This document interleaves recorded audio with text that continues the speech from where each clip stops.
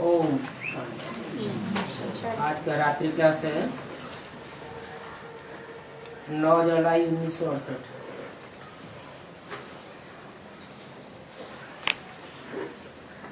कोई अनुभव सुनाते हैं, कोई सर्विस समाचार सुनाते हैं। बच्चे यहाँ जो हैं वो समझते हैं तो अनुभव सुनाते हैं, फिर अपने सेंटर पर भी जाकर अनुभव सुनाते हैं। अनुभव बहुत खुशी उमंग में सुनाना होता है। मधुबन में बाप से क्या क्या नई बातें सुनी, यहाँ आते भी इसी ख्याल से हैं कि हम बाबा के पास जाते हैं। बाप और दादा हैं तो दोनों बाबा ना।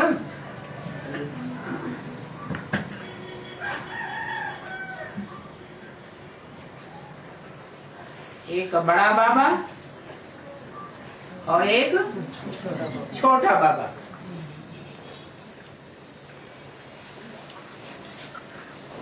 ये भी बड़ा बाबा है। इनको तो ग्रेट ग्रेट ग्रैंडफादर भी कहते हैं, और उनको फादर कहते हैं। जरूर होकर के गया है। जो चीज होकर के जाती है वो फिर रिपीट जरूर करते हैं। बच्चे जानते हैं बाबा रथ में आया था, वो पास्ट हो गया, तो रथ तो मशहूर है।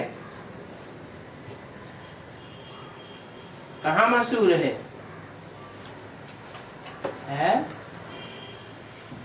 शास्त्रों में रथ की बात आई हुई है। क्या बात आई हुई है? भगवान ने अर्जुन का रथ लिया,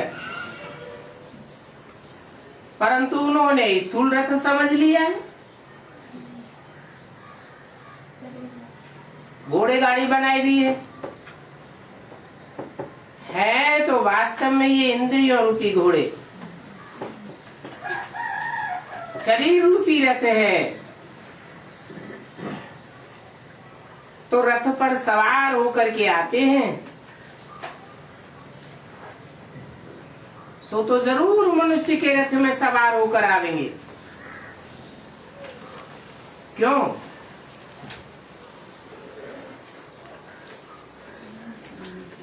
भगवान की तो कच्छ मच्छ अवतार भी गाए हुए हैं,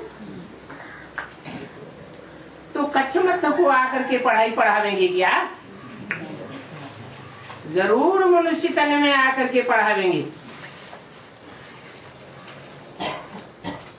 मनुष्य तन में आकर क्यों पढ़ावेंगे?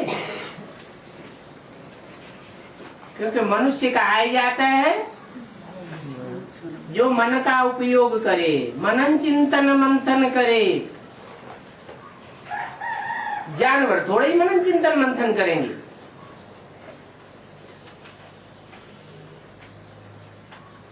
तुम बच्चों को मालूम पड़ा है कि बाप इस रथ में आते हैं।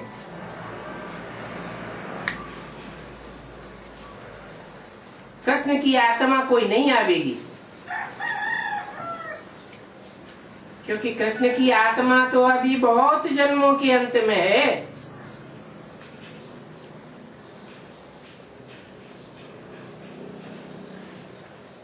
तो उनको कृष्ण नाम नहीं कहेंगे।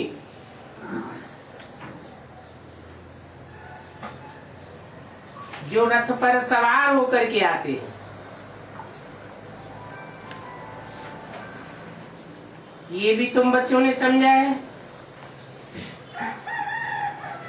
कि कृष्ण को श्याम सुंदर क्यों कहते हैं?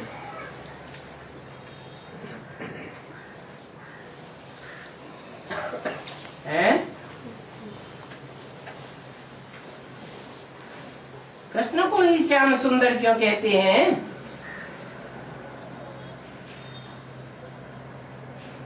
राम को श्याम सुंदर क्यों नहीं कहते?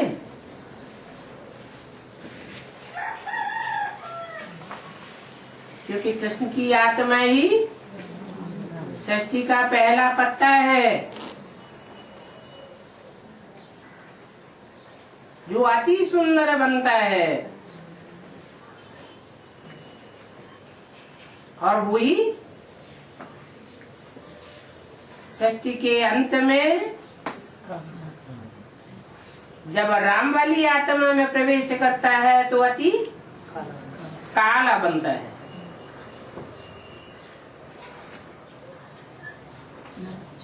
नाम तो मनुष्य ही रखते हैं, परंतु हिस्ट्री का किसी को भी पता नहीं है।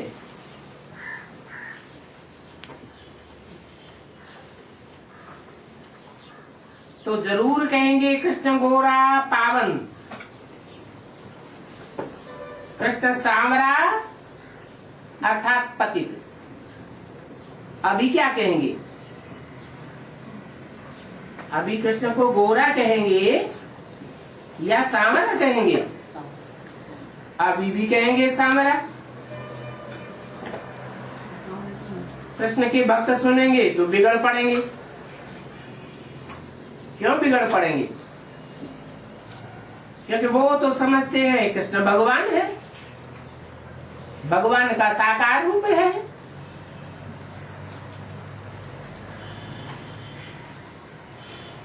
कृष्ण के अलावा और कोई आत्मा भगवान का साकार रूप का पार्ट नहीं बजाती। तो वो कृष्ण को काला क्यों समझेंगे? बिगड़ पड़ेंगे, उल्टा सुल्टा बोलने लग पड़ेंगे। तो फिर उनको बड़ा युक्ति से समझाना है। जैसे तुम गवर्नर के पास गए, बाप ने समझाया, पहले यह समझाना है ऊंच ते ऊंच भगवान निराकार है। तो जो कृष्ण के भक्त हैं उनको भी यही समझाना है कि भगवान निराकार है या साकार है। क्या कहेंगे? भगवान तो निराकार को ही कहा जाता है, और वो निराकार शिव ज्योति बिंदु जब साकार रथ में आते हैं तो जिस साकार में आते हैं उसको भी आप समान अर्थात बाप समान निराकारी, निर्विकारी, निरहंकारी बनाते हैं।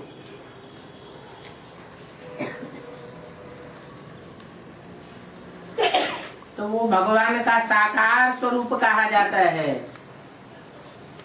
बल साकार में है तो भी निराकारी स्टेज वाला है। ब्रह्मा का तो कोई भी चित्र नहीं है जो निराकारी स्टेज वाला हो। धर्म पिताओं को तो निराकारी स्टेज में दिखाते हैं ना, क्योंकि पिता माना ही बीज। बीज तो सूक्ष्म होता है, निराकार होता है। तो समझाना पड़े कि कृष्ण सृष्टि का पहला पत्ता है, बीज नहीं है। वो निराकारी स्टेज धारण नहीं कर सकता। वैसे निराकार आत्मा तो सभी है। जो भी 500-700 करोड़ आत्माएं हैं सब क्या है? आत्माएं निराकार है, परंतु सब आत्माएं निराकारी स्टेज को धारण नहीं करती हैं। निराकारी, निर्विकारी, निरहंकारी नहीं बनती हैं।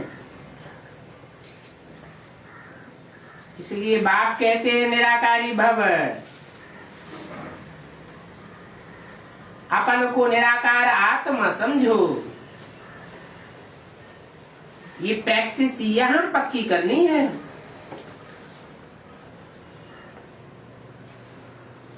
और वो है निराकार परमात्मा। नाम ही है परम और आत्मा। माना आत्माओं के बीच में जो भी पार्ट बजाने वाली आत्माएं हैं उनके बीच में परम पार्टधारी है।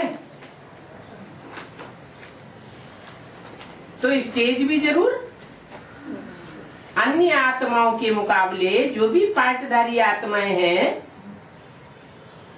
जरूर पुरुषार्थ करके बाप समान निराकारी स्टेज बनती है। इसलिए परमात्मा कहा जाता है। इसलिए उसका नाम शिव के साथ जोड़ा जाता है। हाँ, शिव सदैव परम धाम में रहते हैं। आत्माएं बल आत्माओं को निराकारी स्टेज का पता लग जाता है कि हम निराकार हैं, ज्योति बिंदु हैं, परंतु सदैव तो परम धाम नहीं रहती है। हाँ, परम धाम में सदा काल रहने का पुरुषार्थ करके अपने को परिपक्व स्टेज में धारण करने वाली आत्मा परमात्मा कही जाती है। बाकी आत्माएं तो तुम सभी हो, अपने अपने शरीर में पार्ट बजाते हो नंबरवार पुरुषार्थ अनुसार। और जो भी आत्माएं हैं सभी अविनाशी हैं। आत्मा का विनाश नहीं होता है। 5 तत्वों के शरीर का विनाश होता है, घड़े का विनाश होता है या मिट्टी का विनाश होता है? मिट्टी से घड़ा बनता है, परंतु घड़ा फूट जाता है, विनाश हो जाता है। मिट्टी का तो विनाश नहीं होता। तो कहेंगे 5 तत्वों से बना हुआ ये जो शरीर है उस शरीर का विनाश होता है, लेकिन 5 तत्वों में मिल जाते हैं, उनका विनाश नहीं होता। तुम कहते भी हो हर 5000 वर्ष के बाद हम बाप से ही वर्षा लेते हैं, जो हम कल्प कल्प लेते आए हैं। वो दुनिया में खेलते हैं हद का ड्रामा, और इस षष्ठी रूपी रंगमंच पर है ये बेहद का ड्रामा।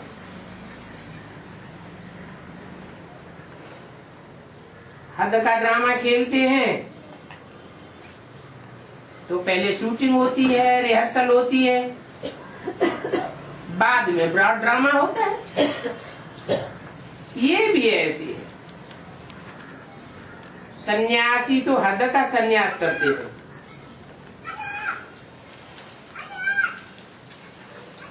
हद का सन्यास करने के कारण वो फिर भी हद की दुनिया में, पुरानी दुनिया में ही रहते हैं। परंतु तुम तो बेहद का सन्यास करते हो। तुम तो बुद्धि से भी पुरानी दुनिया को भूल जाते हो। सारी पुरानी दुनिया से तुमको वैराग आ जाता है। तुम बच्चे जानते हो, जो भी संबंधी आदि हैं, परंतु उनसे ममत्व तो निकल जाता है। उनसे ममत्व निकाल करके, पुरानी दुनिया के संबंधियों से ममत्व निकाल करके नई दुनिया के संबंधियों से तुम्हारा ममत्व लग जाता है। बुद्ध का योग उस नई दुनिया की तरफ लग जाता है। तो बाप को याद करते करते जो नई दुनिया सतयुग आने वाला है उसमें तुमको सतु प्रधान बनना है। बेहद के बाप से बेहद का वर्षा भी लेना है। नई दुनिया में नंबरवार वर्षे होंगे, इसलिए नंबरवार पवित्र जरूर बनना है।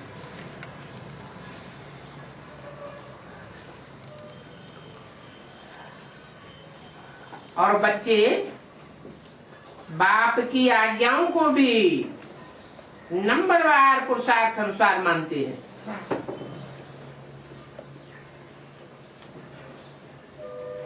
नंबरवार पुरुषार्थ अनुसार आज्ञा मानना क्या होता है?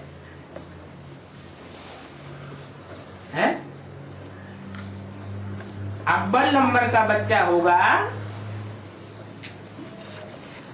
तो अव्वल नंबर में सारी आज्ञाओं का मानने वाला होगा। अव्वल नंबर धर्म का होगा तो सारी आज्ञाओं को मानेगा। और धर्मों में कन्वर्ट होने वाली आत्मा होगी तो आधी बातों को मानेगा, आधी को नहीं मानेगा। बाप कहते हैं मुझे याद करो और कोई भी देहधारी को याद न करो।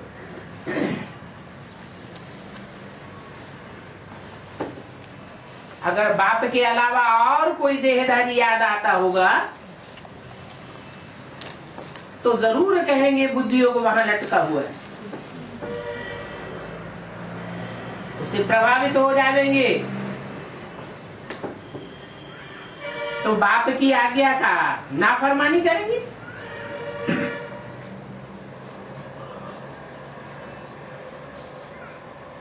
तो बाप को याद करो। गवर्नर को भी समझाना पड़े। बाप कहते हैं मुझे बाबा की याद में रहने से तुम पावन बन जाओगे।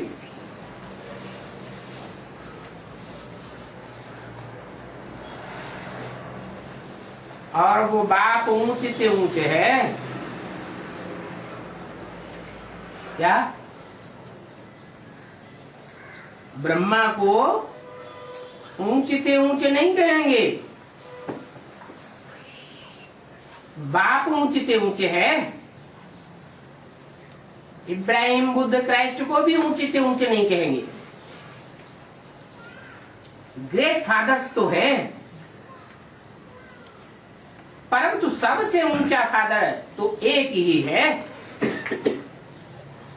वही पतितों को पावन बनाने वाला है। जो कहते हैं क्या मुझे याद करो, तो कहने वाला साकार हुआ या निराकार हुआ? साकार हुआ। वो ब्रह्मा के द्वारा कहते हैं मुझे याद करो, या उनका कोई डायरेक्ट स्वरूप है? उनका डायरेक्ट स्वरूप है। जो बाप भी है, टीचर भी है और सदगुरु भी है। ब्रह्मा को न बाप कहेंगे, न टीचर कहेंगे और न सदगुरु कहेंगे। म्यूजियम आदि में सुनते तो बहुत हैं परंतु समझते नहीं है। आगे चल करके जो न समझने वाले हैं वो भी सुनने सुनाने लग पड़ेंगे। सत्युग त्रेता में जो संख्या होती है वो आवेंगे और आकर के सुनेंगे।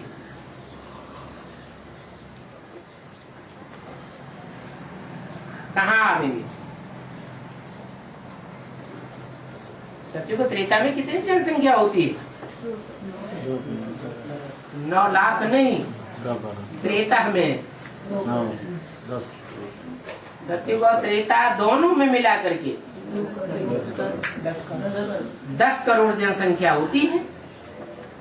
तो जो भी जनसंख्या होती है सत्युग त्रेता में, वो आवेंगे।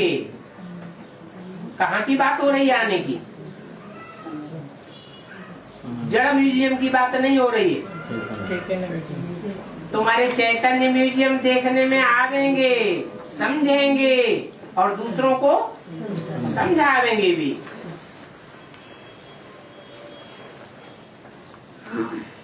आकर सुनते रहेंगे। जब तक ब्राह्मण नहीं बने हैं तो देवता नहीं बन सकते। तो कितने ब्राह्मण बनेंगे?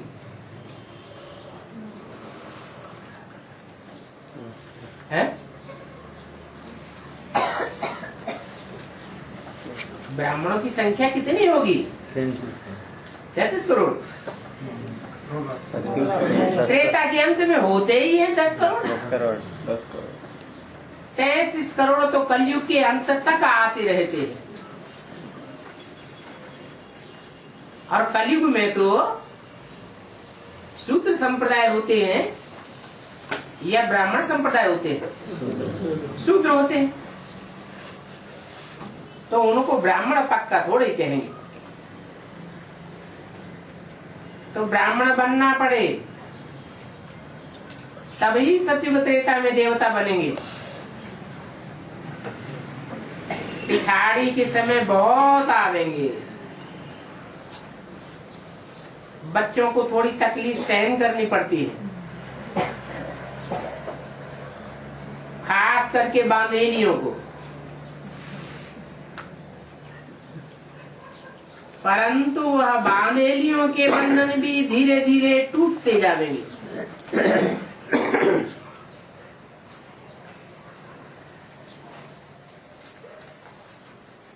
अभी तो बंधन पड़े हुए हैं।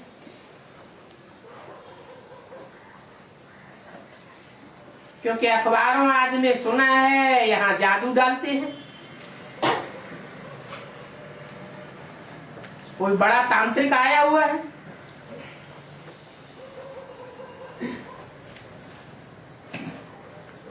भगवान को जादूगर कहा जाता है ना।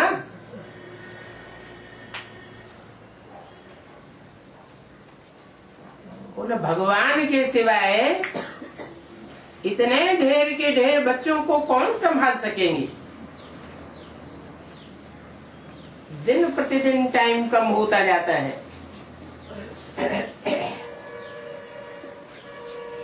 और प्रजा बहुत बनानी है।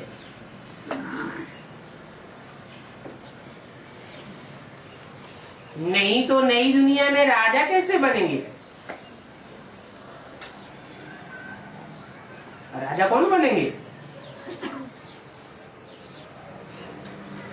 यहाँ पुरुषार्थ करने वाले तो बहुत हैं और पुरुषार्थ है ही राजा बनाने का। परंतु बनेंगे कौन? अपने कर्म में जो प्रजा बनावेंगे, सेवा करेंगे, वो राजा बनेंगे।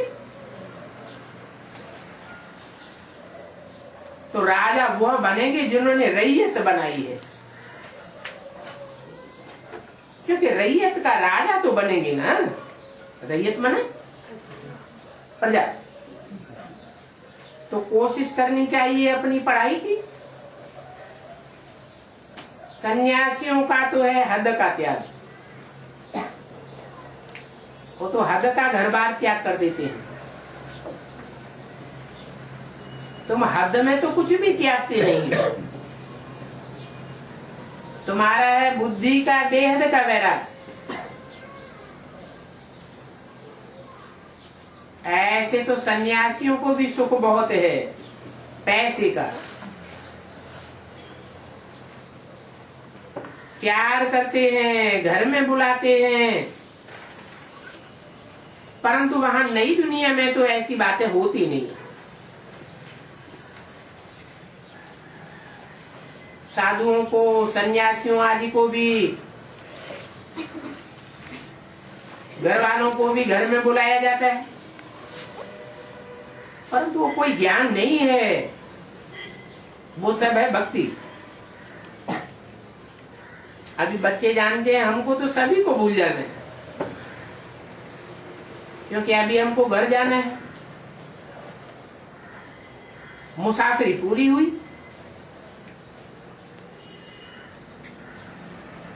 पहले तुम मुसाफिरी अपने राज्य में करते हो,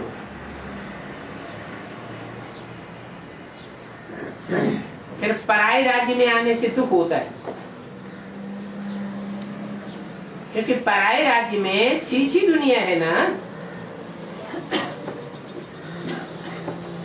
इस दुनिया में तो मनुष्यों को अनेक प्रकार की फिक्र आते हैं। बाप जो नई दुनिया स्थापन करते हैं उसमें तो कोई फिक्रात नहीं होती है।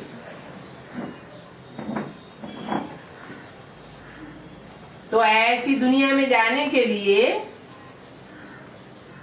फिक्र से फारिग होने की प्रैक्टिस अभी करनी है।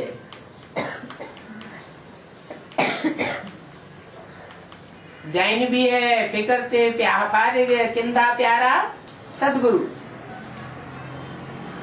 सदगुरु तो अभी आया हुआ है। तुम बच्चों को साफ फिक्रों से फारिग कर देते हैं। तुम हर प्रकार की फिक्र से फारिग होकर के शरीर छोड़ेंगे, तब तुम ऊंच पद पावेंगे। तो मददगार जो बनते हैं उनको हिस्सा बहुत अच्छा मिलता है। विश्व की बादशाही में तुम सभी हिस्सेदार हो, परंतु जो जितना मेहनत करेंगे उतना हिस्सा मिलेगा। तो सारा मदार पुरुषार्थ के ऊपर है। बाप को पहचानते हैं, बाप को समझते हैं, जानते हैं कि बाप वर्षा देने आया हुआ है। जब बाप आकर के पढ़ाई पढ़ाए रहे हैं, जो ऊंचते ऊंच बाप, ऊंचते ऊंच टीचर है, तो उस दुनियावी पढ़ाई से दिल हट जानी चाहिए।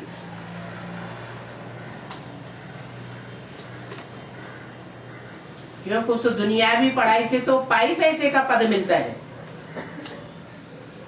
और भगवान की पढ़ाई से जन्म जन्मांतर की राजाई का पद मिलता है। हाँ, याद की यात्रा टाइम बहुत लेती है। वो यात्रा भी बाप सिखलाते हैं, ऐसे ऐसे करो। इम्तिहान के दिनों में जो भी स्टूडेंट्स होते हैं वो बहुत मेहनत करते हैं। 9 जुलाई 68 की वाणी का दूसरा पेज। आगे चल करके बच्चे जोर से पुरुषार्थ करने लग पड़ेंगे।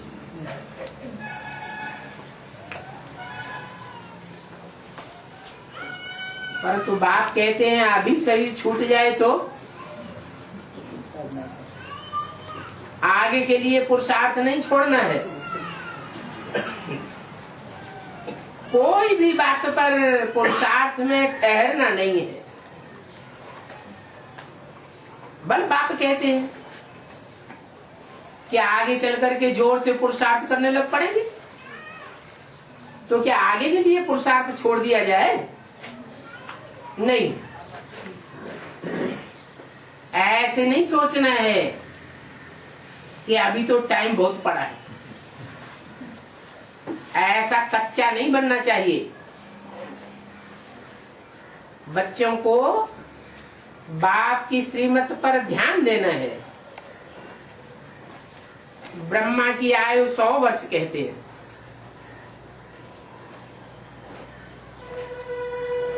60 वर्ष में बाप ने प्रवेश किया।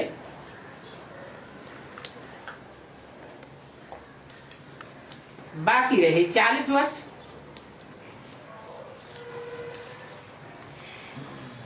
उन 40 वर्षों में भी तुम कितना पुरुषार्थ करते आए हो?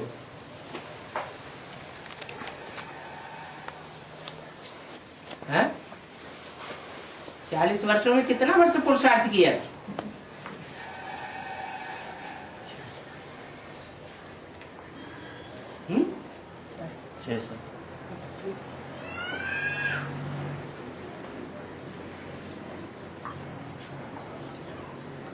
जिन्होंने मुरली छापी है उनका दृष्टिकोण दूसरा था। उन्होंने कौन से ब्रह्मा किया है 100 वर्षा की? दादा लेखराज ब्रह्मा की। उन्होंने समझ लिया कि 1936 में ही शिव बाप ने ब्रह्मा दादा लेखराज में प्रवेश कर लिया,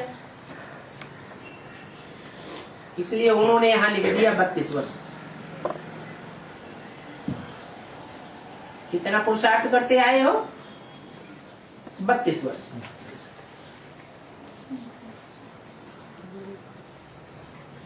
तो 32 वर्ष का पुरुषार्थ हुआ,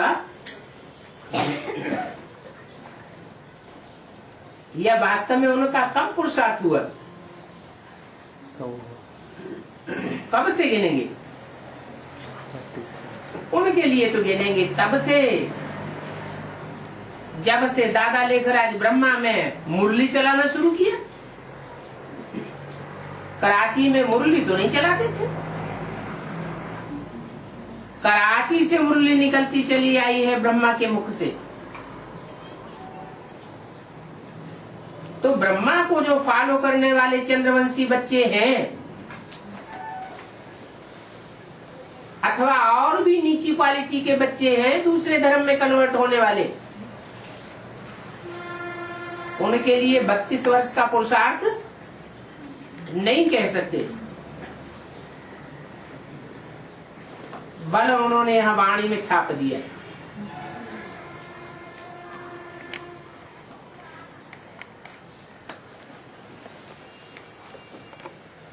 छाप इसलिए दिया कि वास्तव में आदि ब्रह्मा का पार्ट 32 में 33 साल 68 में 33 साल पूरा होता है। उसमें 7-8 वर्ष और जोड़े तो सन 76 में 40 साल पूरा होता है। इसलिए बाबा ने बोला कि बाकी 8 वर्ष बचे हैं पुरुषार्थ के। किस पुरुषार्थ के? है? अरे पुरुषार्थी जीवन का लक्ष्य क्या है? नर से नारायण बनना। तो नर से नारायण विश्व का मालिक बनने के लिए ब्रह्मा की आयु बताई 100 साल, उसमें से 33 साल कौन से बच्चों के लिए पूरे हुए? सूर्यवंशी बच्चों के लिए पूरे हुए या चंद्रवंशियों के लिए? सूर्यवंशी बच्चों के लिए पूरे हुए। बाकी जो 7-8 साल रहे सन 76 तक,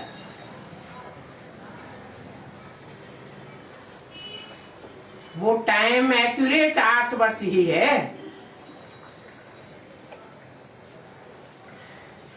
उसके बाद पुरुषार्थ का टाइम खत्म हो गया क्या है? 76 के बाद पुरुषार्थ का टाइम खत्म हो गया है? खत्म तो नहीं कहेंगे, क्योंकि राजाई का वर्षा पाने वाले नंबरवार हैं।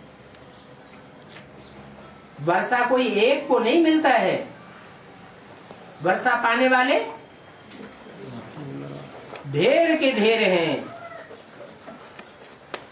टोटल कितने हैं 16 जो राजयोग की पढ़ाई पढ़ते हैं? 16,108। अभी छोटा झाड़ है, वृद्धि होती जाती है। तो मीठे मीठे बच्चों को बाप को याद करना है अच्छी रीति।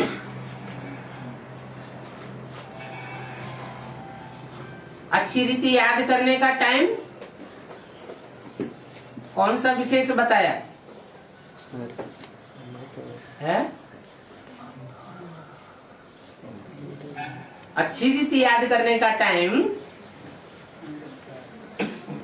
जो फाउंडेशन डालना है अच्छी रीति याद करने का, वो टाइम कौन सा हुआ? 68 से लेकर 76 तक। छोटा झाड़ है, वृद्धि होती जाती है। रात को सोते भी याद में सो जाओ तो तुमको बहुत खुशी होती रहेगी। फिर तुमको फालतू संकल्प आदि भी नहीं आएंगे, क्योंकि रात को याद में सोवेंगे तो स्वप्न और संकल्प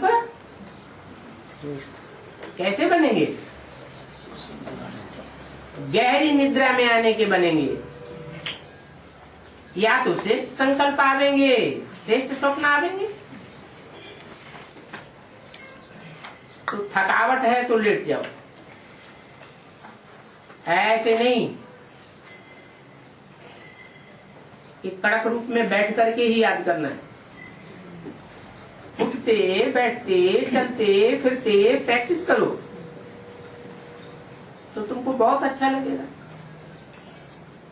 जैसे लौकिक बाप के लवली बच्चे होते हैं तो कितना प्यार करते हैं, क्योंकि बच्चे बाप की बहुत खातिरी करते हैं। तो यहाँ बच्चों को बाप की क्या खातिरी करनी है? लौकिक में जो बच्चे होते हैं, लवली बच्चे होते हैं बाप के, तो वे बच्चे बाप की बहुत खातिरी करते हैं। यहाँ तो लौकिक तो बच्चे हैं नहीं है? कैसे बच्चे हैं? अलौकिक बच्चे हैं। यहाँ बाप की क्या खातिरी करेंगे? अरे यहाँ याद की खातिरी है। जितना बाप को याद करेंगे उतना बाप समझेंगे कि यह बच्चा मेरी बहुत खातिरी करता है। मदद करनी है, याद की यात्रा में रहकर वाइब्रेशन बनाने की। और सभी को कहो कि बाप को याद करो तो वर्षा मिलेगा। सतो प्रधान बनना माना बाप का वर्षा लेना है। बाप से कौन सा वर्षा मिलेगा? सतयुग का वर्षा मिलेगा या सतो सामान्य त्रेता या रजो प्रधान कलयुग का वर्षा मिलेगा? बाप है ही सत्य, तो कहते हैं सच्चिदानंद, तो सतयुग का ही वर्षा देंगे सतो प्रधान। यहाँ रहने से पुरानी दुनिया बिल्कुल याद नहीं रहनी चाहिए। कहाँ रहने से? कहाँ की बात बताई है?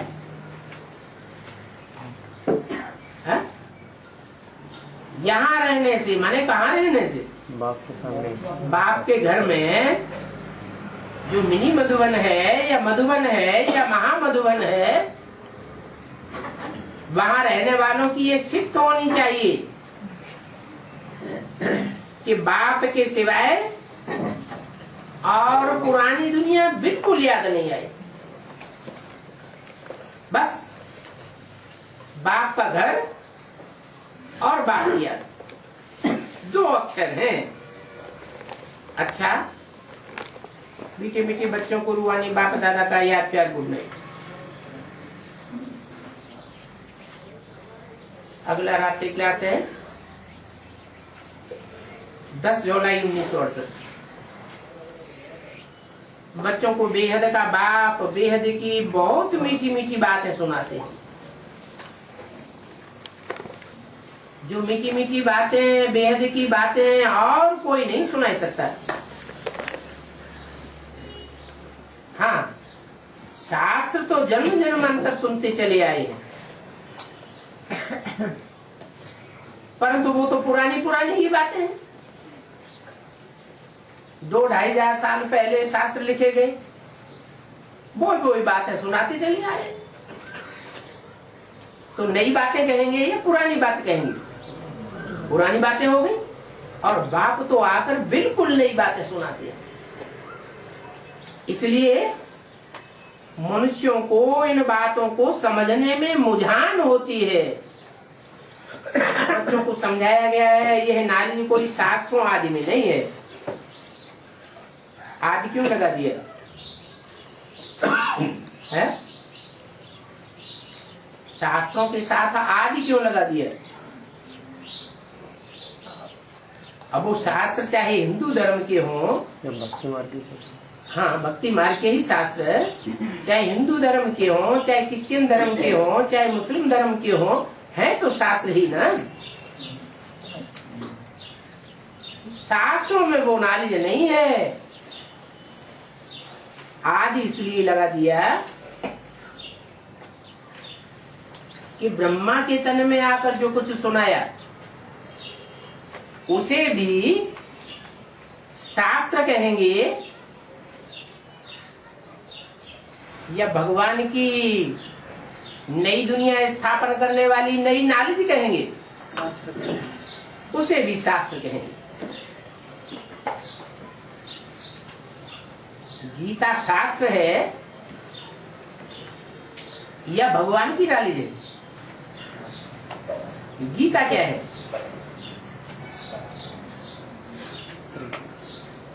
सर्वशास्त्र शिरोमणि गीता गाई हुई है, वो क्या है? भक्ति मार्ग का शास्त्र ही।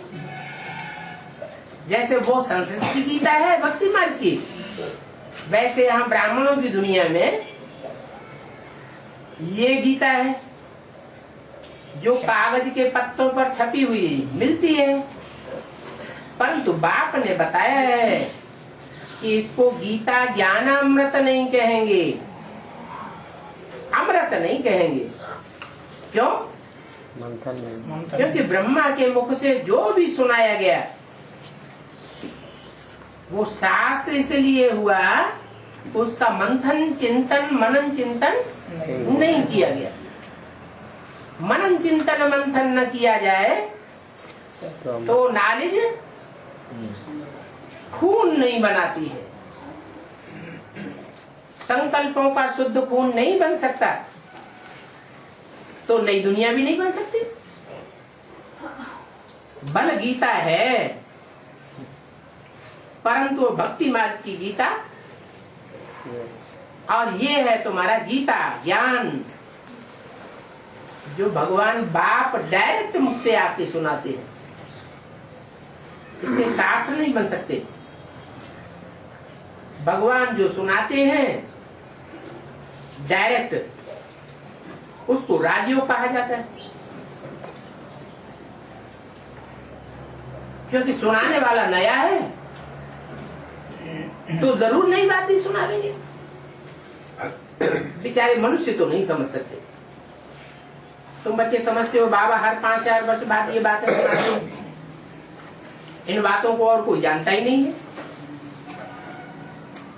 वह मनुष्य जो कुछ सुनाते हैं वो तो खुद ही पढ़ सकते हैं।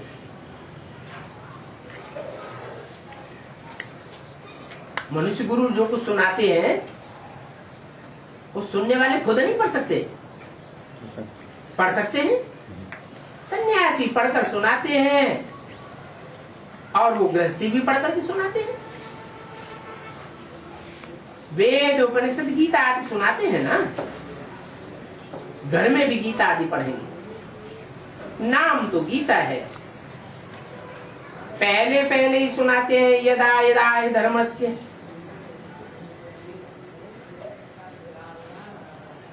परंतु बाप तो कहते हैं मैं तुम्हारा बाप हूं, और तुम अपने बाप को भूल गए हो। शिव बाबा आते हैं तो जरूर बेहद की बादशाही स्वर्ग ही देंगे। स्थापना करने वाला ही वो है, तो बेहद का बाप बेहद का वर्षा देंगे ना। बेहद का बाप बेहद का वर्षा देते हैं, नहीं तो सूर्यवंशी देवी देवताओं की राजधानी किसने स्थापन की? चंद्रवंशियों की राजधानी कही जाती है तो जरूर चंद्रमा ने स्थापन की होगी।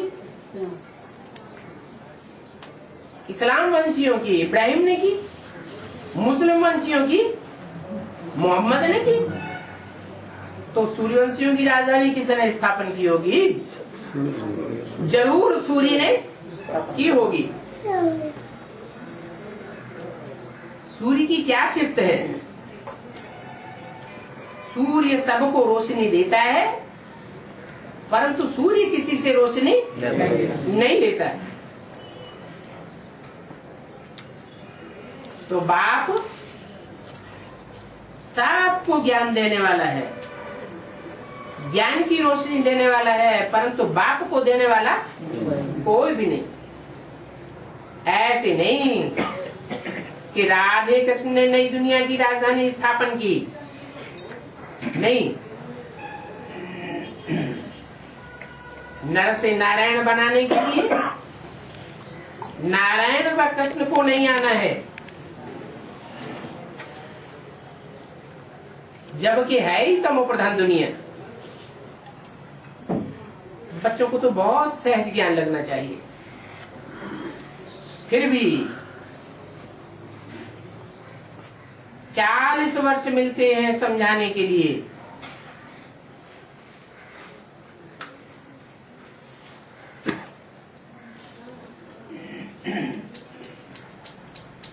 क्या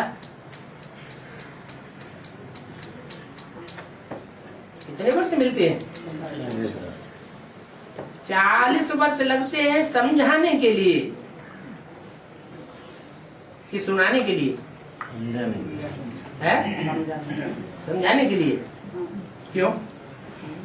76 तक समझाया या सिर्फ सुनाया? 40 वर्ष कहेंगे सुनाया, समझाया किसी ने नहीं। क्योंकि जो समझाने वाला बाप है वो तो प्रत्यक्ष हुआ ही नहीं। तो समझाने के लिए जो 40 वर्ष हैं वो कब पूरे होते हैं? 2016 है 2016 में 15 ये समझाने का टाइम भी है, सुनाने का टाइम भी है और समझाने का टाइम भी है। तो बाप कहते हैं मैं दिन प्रतिदिन उनको ये बातें सुनाता हूँ।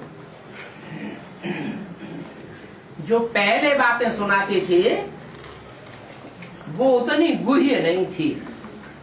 पहले माने कब है?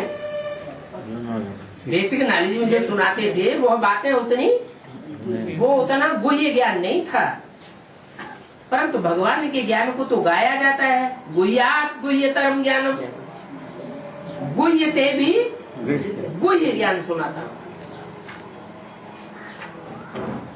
हम भी समझते हैं और समझते आए हैं, समझाते आए हैं।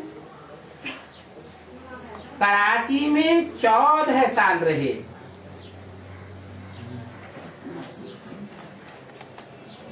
बच्चे 14 साल वनवास में रहे ना। हाँ? कब से कब तक है? 14 नहीं हो जाएगी। 14 साल कब से कब तक है? 36 से 51। 36 से 51। हाँ 51 मैंने कराची में रहे ना। अभी पीछे पीछे बच्चे समझ गए हैं। जब शिव बाबा आते हैं तो स्थापना करते हैं। क्या कराची में रहे तो, लेकिन वहां स्वर्ग की स्थापना नहीं, राजधानी की स्थापना नहीं होती है। क्यों? कराची में जो स्थापना हुई सैंपल वहां सुखी नहीं थे, हैं? अल्पकाल का सुख हुआ। कराची में जो जमावड़ा हुआ वो 4 साल ही तो रहा, फिर उसके बाद वहां से उड़ गए हैं। हाँ, वो कोई अविनाशी थोड़े ही कहेंगे, तो विनाश भी जरूर कराते हैं। जब स्थापना हो उसके बाद विनाश होगा।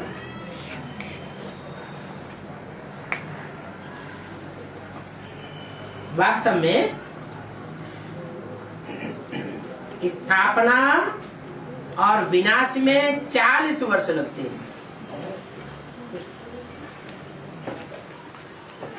कौन से वर्ष के लिए इशारा दिया? 76 तक। 76 के लिए इशारा दिया कि 40 वर्ष लगे बौद्धिक स्थापना में। बौद्धिक स्थापना माने सूक्ष्म संकल्पों की राजधानी की स्थापना करने में 40 वर्ष लगे, और विनाश में भी वो 40 साल।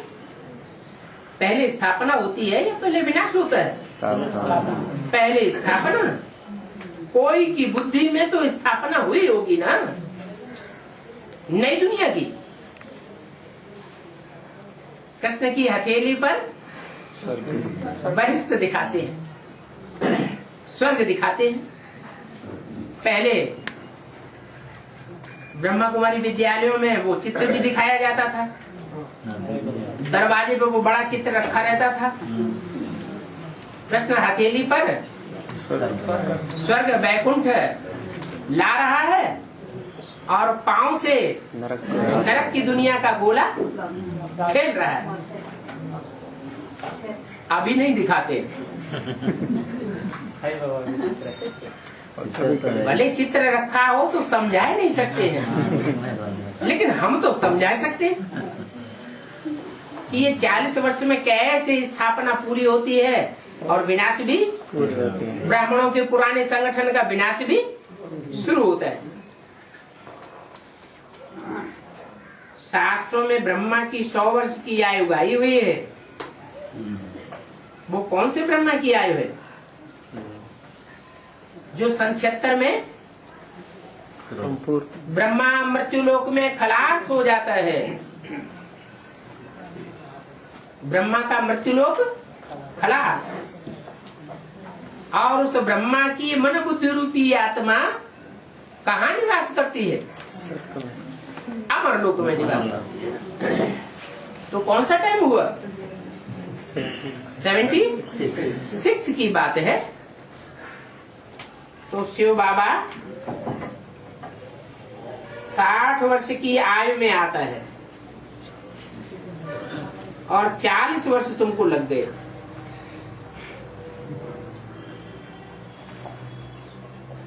आठ वर्ष भी अभी तुमको बहुत दिखाई पड़ते हैं।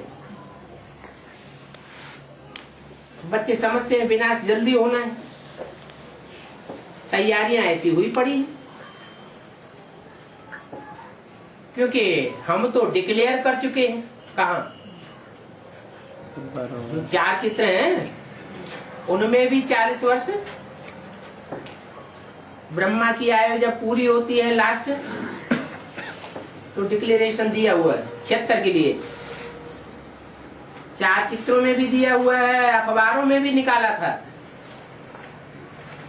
और राष्ट्रपति को भी मेमोरेंडम लिख करके दिया हुआ था। ज्ञानामृत पत्रिका में भी छपा हुआ था, मुरलियों में भी छाप के रख दिए। तो डिक्लेरेशन तो कर चुके हैं।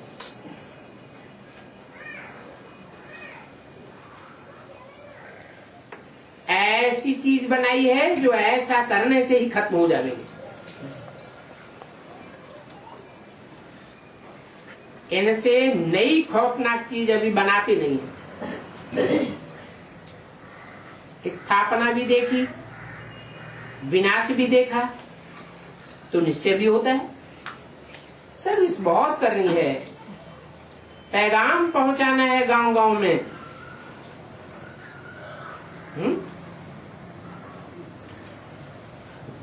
गांव गांव की बात है। बेसिक वाले तो लौकिक रीत से गांव गांव में पैगाम नहीं पहुंचा सके, और यहाँ एडवांस में कौन से गांव गांव की बात है। छोटे छोटे सेंटर्स, जो छोटी छोटी गीता पाठशालाएं हैं, बड़े बड़े सेंटर्स हैं, वो तो हो गए शहर महानगर, और जो छोटे छोटे सेंटर्स हैं वो क्या हो गए, गांवड़े हो गए। उन गांवों में जो भी पुरुषार्थी हैं उन सबको संदेश मिल चुका है। एडवांस का संदेश मिल चुका है, नहीं मिल चुका है। तो गांव गांव में पैगाम पहुंचाना है। यहाँ कहते हैं फलाने जगह सेंटर नहीं है, हम निमंत्रण देते हैं। अभी तो बरसात है, बरसात पूरी होने के बाद फिर जावेंगे। निमंत्रण बहुत मिलते हैं। हाँ, सिर्फ बच्चियां तैयार नहीं है, माताओं को पति से छुट्टी नहीं मिलती है क्या? कन्याओं को तो फिर भी छुट्टी मिल जाती है, लेकिन माताओं को छुट्टी, माताएं निर्बंधन नहीं हो पाती। तो कन्याओं को कहा जाता है तुम ही खड़ी हो जाओ। सर्विस पर माताएं कम निकलती हैं, क्योंकि बेचारी बंधन में बहुत है। सतयुग में तो होती है पवित्र दुनिया, और ये है पति दुनिया। तो माताएं कहती हैं बाबा शादी के पहले आप क्यों नहीं आए? आप शादी के पहले आए होते तो हम कभी फंसते नहीं। ऐसे ऐसे बाप को बैठ करके माताएं डुरापा देती रहती है।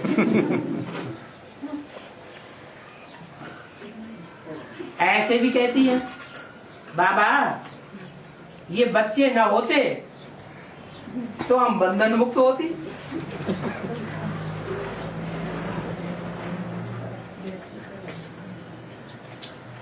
दस 7/68 की वाणी का दूसरा पेज। बाबा कहते हैं ये ड्रामा की भाभी है, ड्रामा में नूंद है, और ये ड्रामा बनाया किसने? अपने अपने कर्मों ने ही अपना ड्रामा बनाया। तो राय दी जाती है, परंतु पुरुष लोग जब समझें तब तो माताओं को फ्री करें। पुरुष समझते ही नहीं है। माताएं ढेर की ढेर निकल पड़ती हैं और पुरुष कम निकलते हैं। प्रैक्टिकल में देख लो, कोई भी सेंटर में जाके देख लो, माताओं की संख्या ज्यादा है और भाइयों की संख्या कम होती है। समझते ही नहीं है। ये रावण राज्य है, क्या करा है? हमारा ज्यादा प्रभाव में कौन है? भाई लोग जो है ज्यादा रावण के प्रभाव में, कंट्रोल में। बेसमझों की दुनिया है। बेसमझ जो होते हैं, भक्त बेसमझ होते हैं ना, तो मंदिर में समझदार देवताओं के आगे जाते हैं। मंदिर के आगे हाथ लेकर के भाषण करो। जहां जहां मंदिर हो उन मंदिरों के आगे हाथ लेकर के भाषण करो। तुमको ये बनाते हैं, आकर के समझो। ये लक्ष्मी नारायण समझदार से स्वर्ग बेसमझ बने हैं, फिर जरूर वह राज्य करेंगे, आवेंगे जरूर। उन्हें लक्ष्मी नारायण का राज्य जो सारे विश्व में व्यापक था अब नहीं है। माना जरूर लक्ष्मी नारायण का राज्य कोई ने छीना है, ये किसको पता नहीं है। उन लक्ष्मी नारायण जैसे देवताओं से राज्य किसने छीना? माया रावण ने छीना। तो ये कथा बाप ने आकर के सुनाई है, रावण ने छीना है, फिर मैं आया हूं रावण पर जीत पहनाने।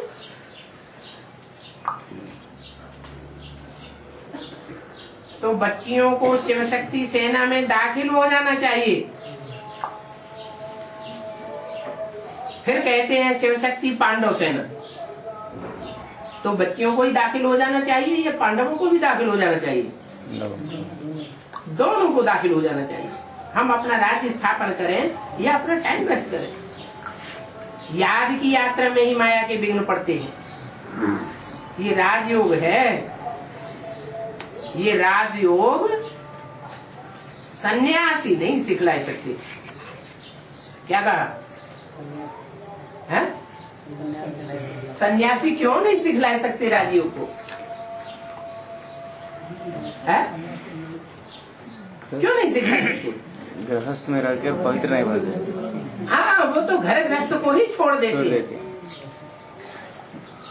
इंद्रियों को कैसे कंट्रोल करना है ये उनकी बुद्धि में नहीं बैठ ही नहीं सकता। तुम्हारी बुद्धि में तो बैठा है। क्या क्या बैठा है? कि हम कीचड़ की दुनिया में रहेंगे, लेकिन रह करके भी बुद्धियोग से निवृत्त होकर के रहेंगे। इंद्रियों से बल कर्म करें, परंतु उस कर्म में हमारी बुद्धि लिप्त न होने पाए, निर्लिप्त रहे, ऊंची स्टेज में रहे। जैसे आशुक माशुक होते हैं, याटू करते हैं एक दूसरे को, तो क्या कारखाने में काम करना बंद कर देते हैं? काम भी करते रहते हैं, याद भी चालू रहते हैं। माता होती है, चक्की भी चलाती रहती है, घर का काम धाम भी करती रहती है, और बच्चे की तरफ बुद्धि लगी रहती है। तो ये बात सन्यासियों की बुद्धि में नहीं आ सकती। बाप तुम बच्चों को सिखलाते हैं। ये राज है इंद्रियों को कंट्रोल करने का। अहम ऑब्जेक्टिव तुम्हारी ये है। हम विश्व में राज्य शांति का स्थापन कर रहे हैं, और भारतवासी यही मांगते हैं। ये देखो चित्र कितना अच्छा बनाया हुआ है। 6x9 साइज के चित्र ट्रांसलाइट के हों तो बहुत अच्छा है। कहते हैं छत इतने बड़े नहीं है। अब 10 फुट से कम तो छत होती नहीं है। अच्छा न सही 6x4 का तो बनाओ। अच्छा, ओम।